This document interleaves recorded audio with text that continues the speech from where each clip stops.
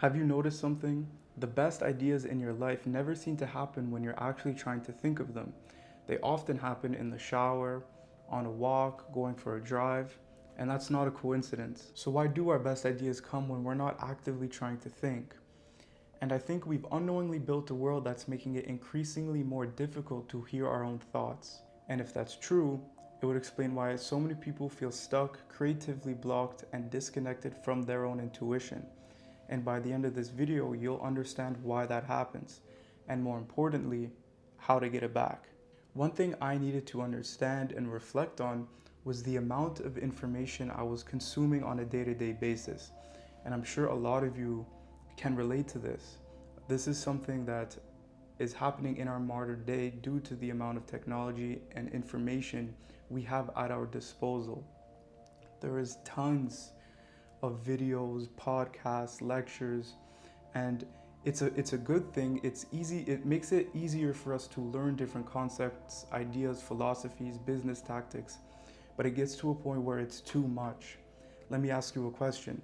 When's the last time you looked into an idea, researched an idea, or were interested in something and simply stuck with it?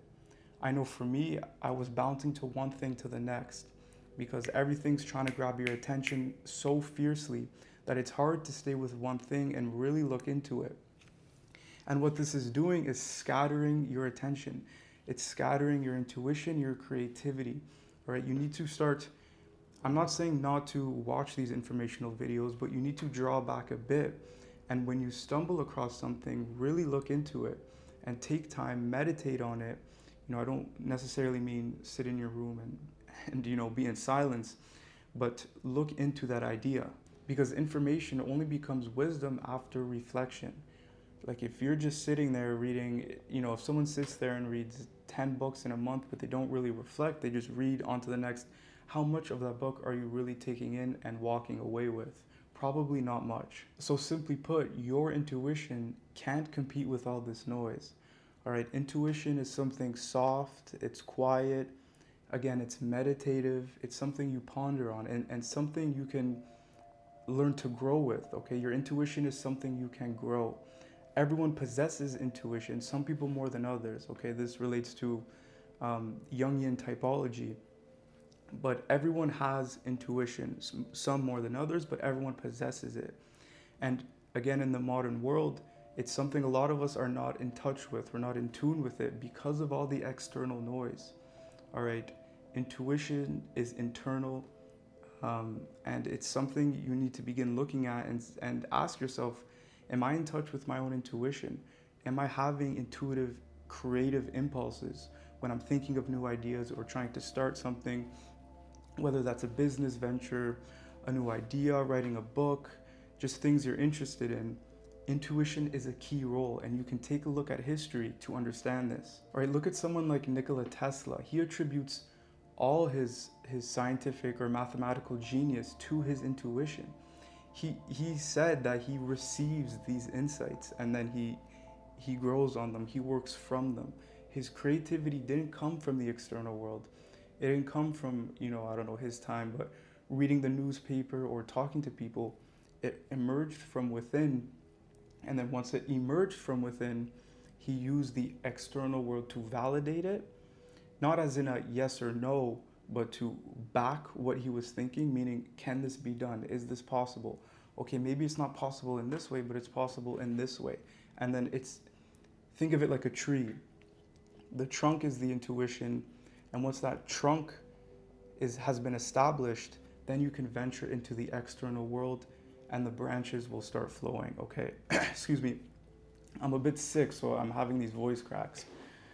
So I don't think we've lost our intuition. I think we've buried it beneath constant stimulation. Okay, that's a very different thing. We still possess it. But the world we live in, the modern world we live in, is just making it harder for us to hear it because of all the external noise. Because from the moment you wake up, from the moment you go to bed, there is something fighting for your attention, something or someone online fighting for your attention. So something I'd like to reiterate, which I think a lot of people get wrong, is creativity does not come from more input.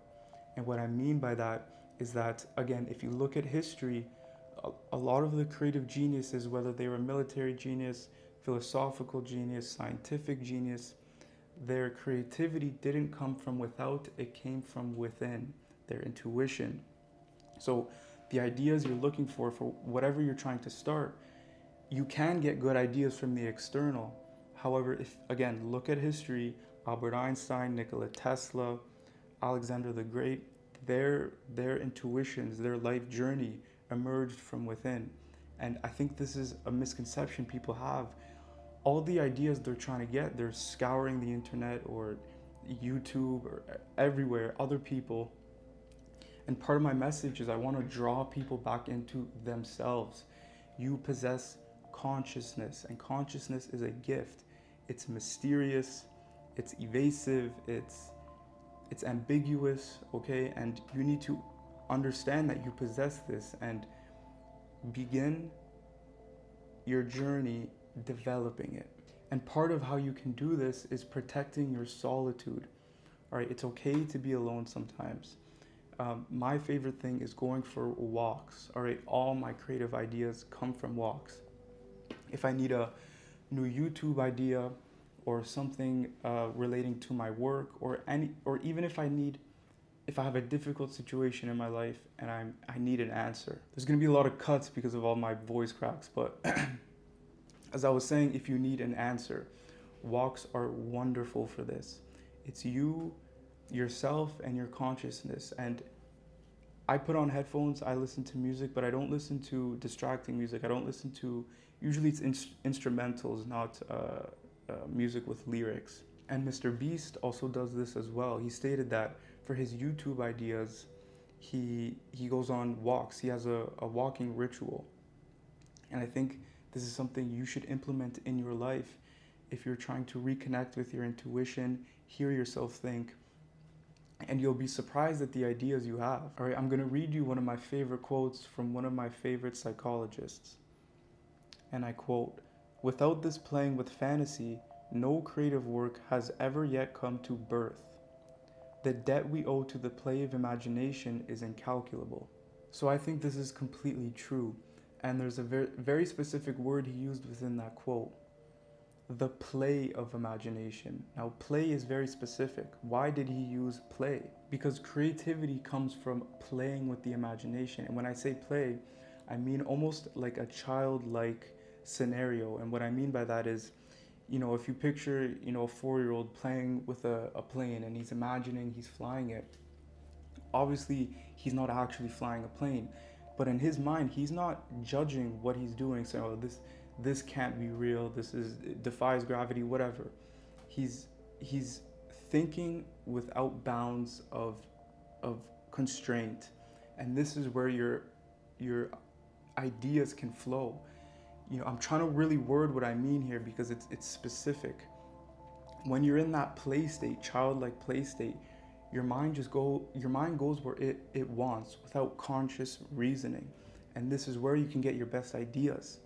It won't be these ideas specifically, but this play, if you just follow it, it will take you to a certain path.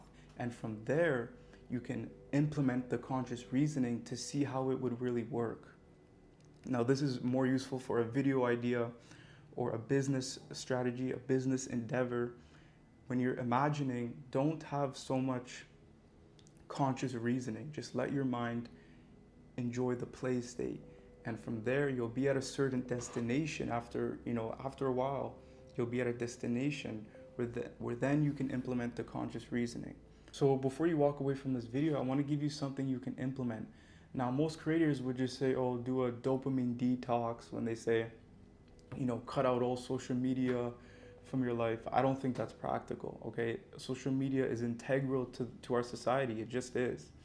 If you can do that, more credit to you, but I know I can't, okay? I need it to some degree. So I'm not just going to tell you to cut it all out. What I am going to implore you start doing is going for one walk a day. Maybe one walk every 2 days. Start to implement a walking ritual in your life, because walking is a form of meditation. I don't believe meditation is just, sitting in a room in silence. I believe it can be mobile as well. And the more you do it, the more you're going to know what works best for you to really get your thoughts flowing. I told you what it is for me. I usually listen to an instrumental, nothing too crazy, nothing too distracting, but certain things are going to work better for you. So that's something you're going to have to find out. So on this walk, you don't have to immediately solve anything or, go too crazy. Just give your mind enough silence so it can catch up. All right. Create enough silence that your mind can catch up and you can hear yourself think.